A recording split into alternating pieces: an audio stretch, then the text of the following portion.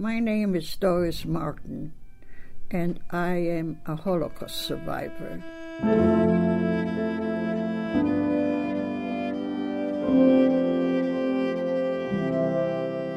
I was born in Poland, and I have a family of 7 people, my family.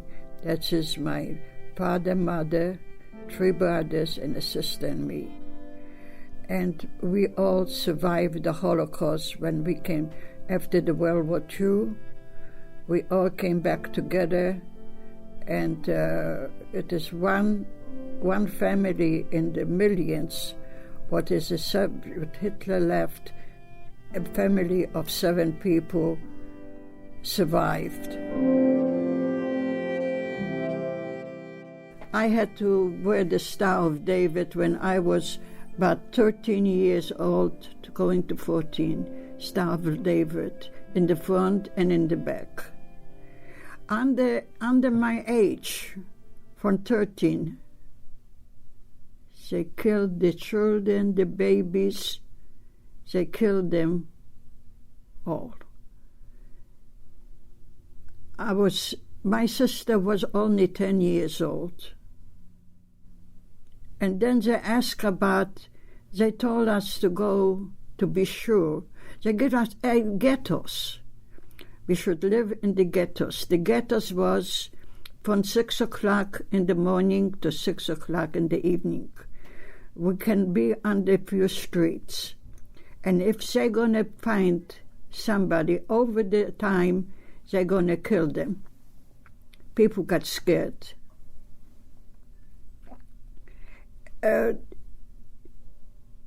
We wasn't safe, not at the home and not on the street. We saw every day was something else. For a piece of bread, we could stay for hours in the line for a piece of bread to have. All the stores, they was closed. And every day was different. We were so scared of the German. I was scared. I was running when I saw at the height, when I saw a German. Even so, German, the children, they can do everything with us. We didn't have to go, we couldn't go to report anything. And we was all the Jews was very sad. They want to have gold, they said, from the Jews. People took off their wedding rings and give them gold, but it did not stop at all. Every day, one time, they told us to go to a big stadium, and they're going to give us some documents. So everybody, young, babies, children, old, sick, everybody has to go to a big stadium. They're going to give us documents and not to bring anything for the children to eat or to drink. The stadium already was surrounded with the Nazis, with the rifle outside, German shepherds. The people starting to go to a big stadium with the families. They said that if they run into a house, and if we don't going to have the documents, they're going to kill us. So everybody took the children to the babies and go to the big stadium to give a document. But it was not like that. In the stadium was sitting a German by a small table, and then he was playing God. Who should live and who should die?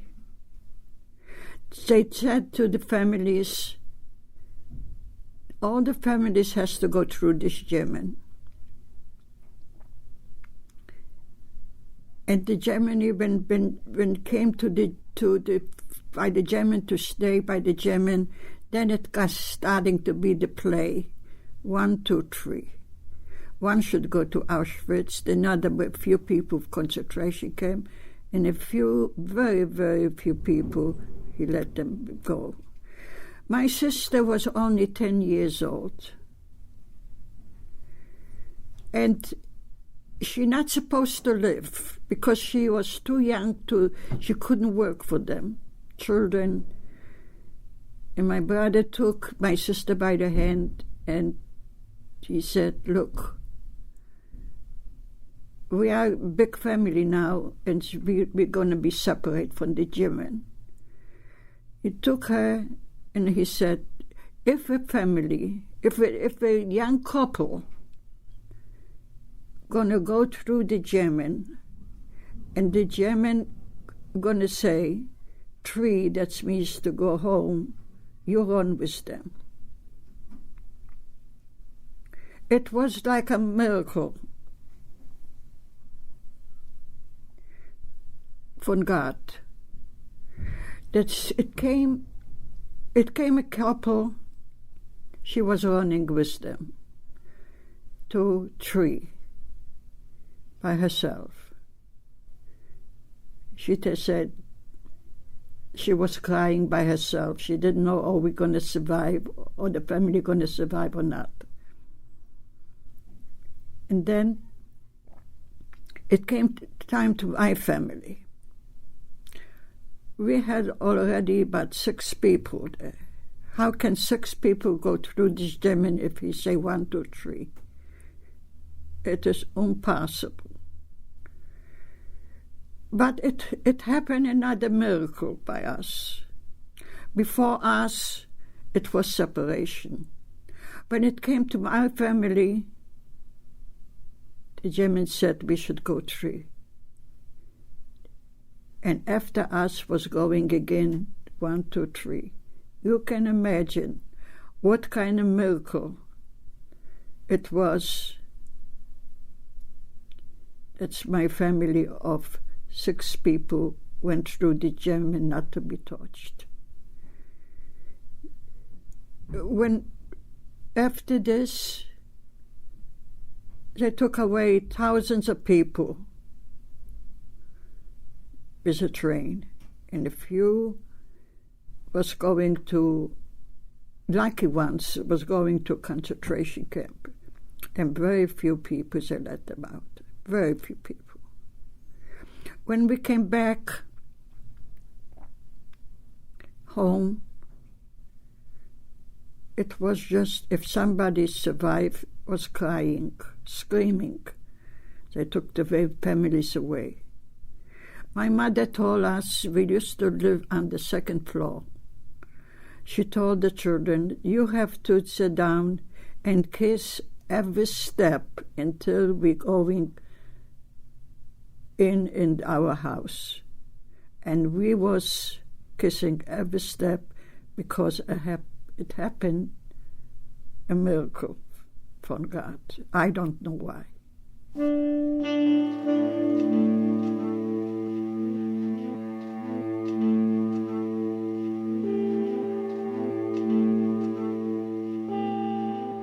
I came from Poland, and we was religious people.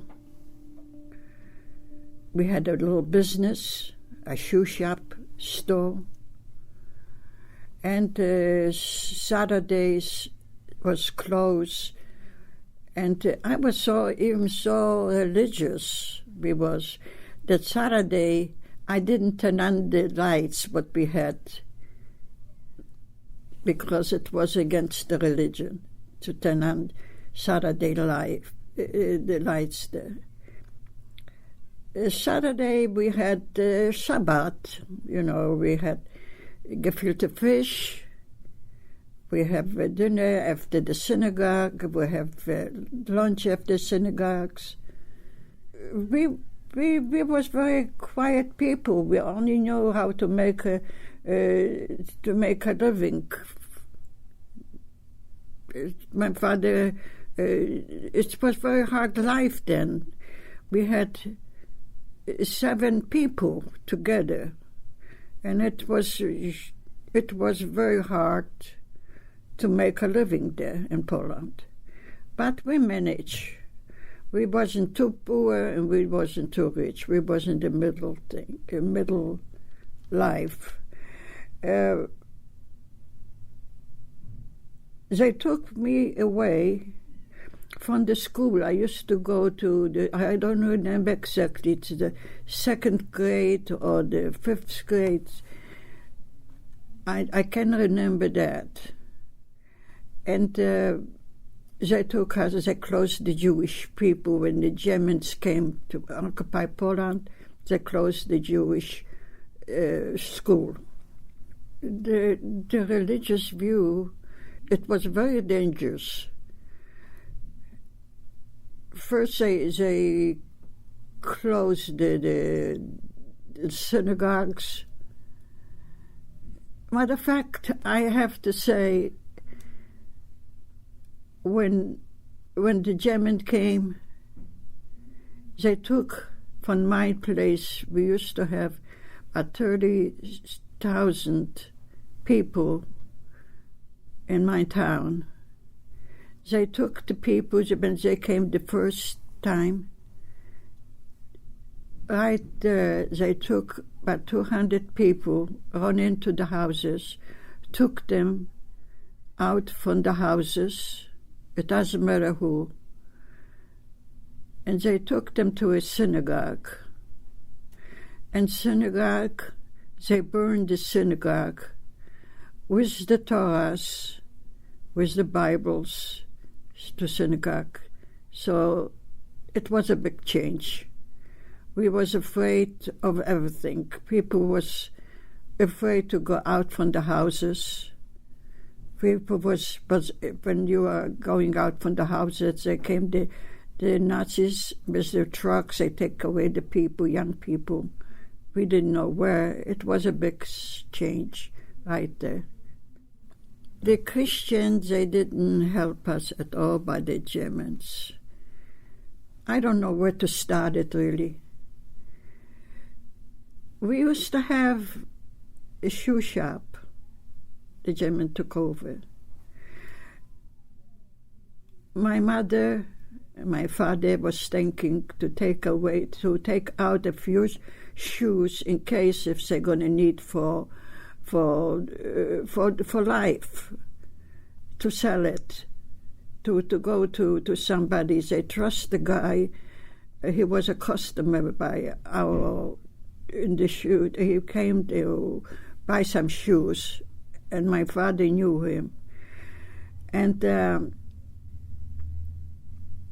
after this, he went to him with the shoes, to sell the shoes so he can have a few zlotys.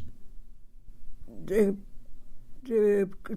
client called up the Nazis, the Germans. The German came and they arrested him. Few hours before, they caught some. It was already the Judenrein that's killing all the Jews. Not even one Jew can live. So when he arrested him, a few hours before, left a truck with people to Auschwitz. And the Nazi came and it was too late. The truck left to Auschwitz. The Nazi went and arrested him after the truck left. They didn't know what to do with them. The Nazi threw him on the ground, and he had the rifle right there to my brother. He has the rifle, my brother lay down on the ground. I don't know, it was just a miracle from God. The Nazis said to them, to them, I'm going to let you go back, but you have to come back next day to the police station. And so they let my brother go, and my brother said, you're not going to see me anymore, to come back to the police station. Everything was miracles. That was a miracle too, that they didn't shoot him right there. We was nothing.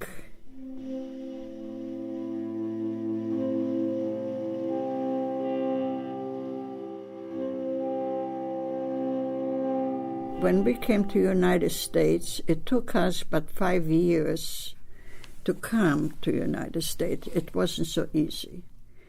In the meantime, we used to live, they had a camp, the Nuremberg, for the survivors. This was already an American camp. We still didn't have a home. We still didn't know where we are, and why they didn't let us go right away to the United States or to Israel. I don't know why. We still had to be in the camp. And the camp was very hard because we didn't have any money, period. And here we see that's how people are, the Germans are going to movies, they're going they are free, and we could not be free yet. And we started it, and the American soldiers went to the camp, to the Jewish camp, and they sold. It was starting to be a black market.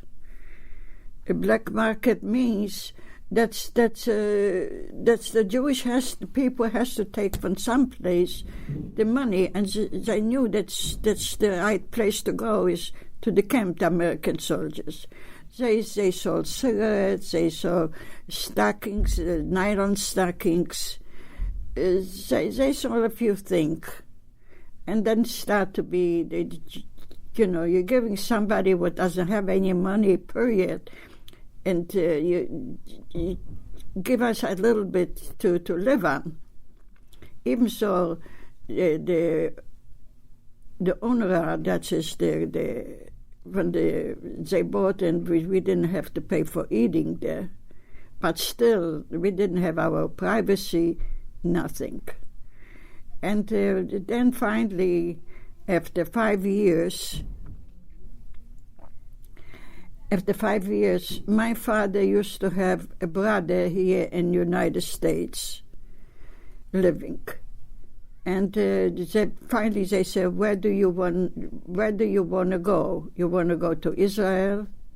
You can go to the United States. Since my father had a brother in the United States, so my father wants to go to the United States to see his brother. And so we came to the United States, and we used to live in Los Angeles. It was very hard because we didn't even understand, we didn't even know the language. We was just still, our mind was Hitler. And finally, slowly, we start to come to I was going to work, to seamsters, and my father was a waiter. Whatever we could find a job, we slowly starting to come to us and be human being. And go, we got the money, I can go and buy myself a dress, because I was working a little. And I can go into the grocery store and buy whatever I want to buy it. That's just the freedom what we had. So we start to have here freedom in the United States. It was very hard to learn a language since it did affect everybody. The survivors, it did affect them. with the mine. But the survivors, sooner or later, we start to work and we came back. We're starting to be human being. And so my father, when he was living here, he was the oldest one from the survivors. He died here when he was 102 years old. And my mother had make a wish when she wants to see her children. Right after the war, she died. She saw but 1 year she was with her children. And then later she became sick. I didn't even know she was sick. But they took her to Berlin. They used to live in Magdeburg, near Berlin. And in Berlin, this time wasn't any drugs, and so they didn't even know why she died, but she died from her pain. And she was only about 47 years old. And my sister, she cannot talk. She gets very emotional. And I saw that I cannot write the book. It has to be written, the book. My mother said we should write a book, really, from our past. But my sister couldn't do it, and she cannot talk until now. She gets very emotional. And I dream at night. I scream at night. And my brothers say they cannot talk too, but I have two brothers, but they passed away anyhow. And I have the youngest brother, and it's a whole story to tell. Since I survived, and since I survived the concentration camp, I promised myself I'm going to tell the world how they're treating the people, even in concentration camp. I was very young. I was the youngest one, the youngest age in concentration camp. Under my age, the people, they are dead. The young people, they are dead. It started from 14 years old. I was by then 14 years old. And very, very hard that I had to be in concentration camp without my parents and to be in this hell, begging for a piece of bread. They give us one slice of bread a day and working by our ammunition factory. The ammunition factory was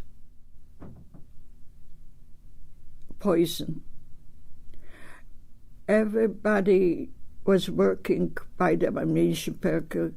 It changed the color. The powder was green, and our faces was green. Our uniform was green. We couldn't wash this out. When I spit, it was green inside me. When I touched my hands, was bitter. And people couldn't survive this. Not too long. That was poison. A few Germans was working in this factory, ammunition factory. They were masked, but they did not give us any mask. We had to go and like soldiers. We couldn't get out from the concentration camp. We had to go to work with the Nazis, both sides with the rifles, and go to work in the mountains. We was already live skeletons. We was not any more people.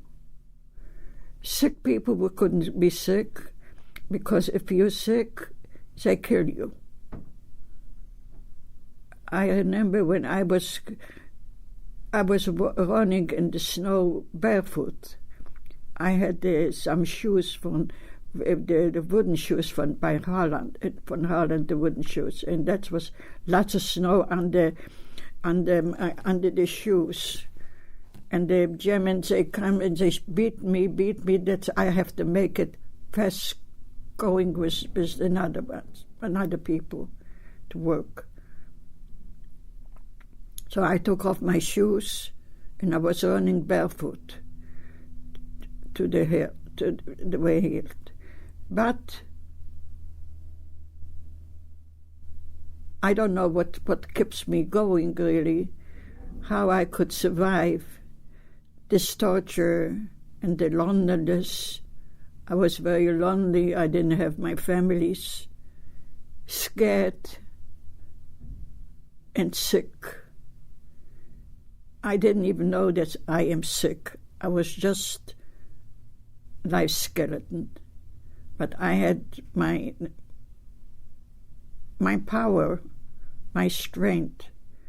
I told myself, I cannot give up. I got to go and survive, to tell the people.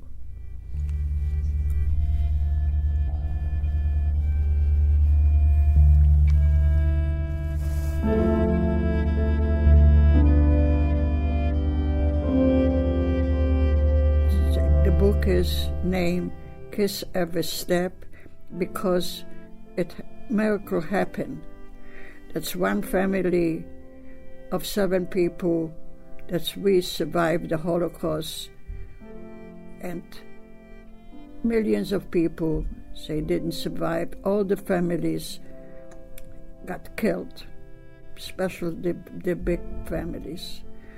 So that's what I have to say.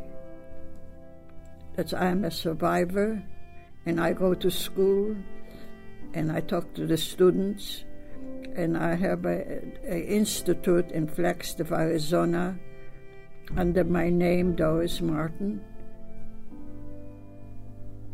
And the book is going to be a storybook. It's going to be forever, the book.